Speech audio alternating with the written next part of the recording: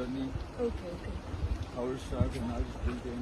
Okay. I don't know how it's going to end. How it Tell me starts when and I how it's start. going. Yeah. I start?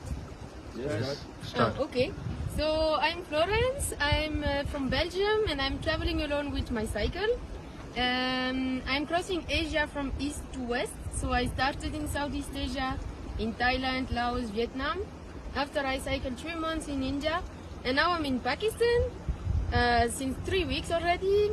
Everything is very good here. It's a safe country, at least until now. I had no problems, and the people, Pakistani people, are very nice and very helpful.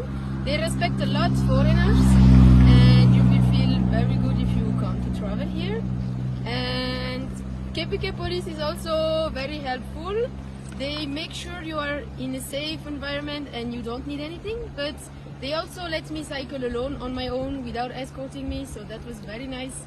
And now I'm going to Babusar Pass, to Chilas, and then maybe to Hunza Valley. Thank you so much.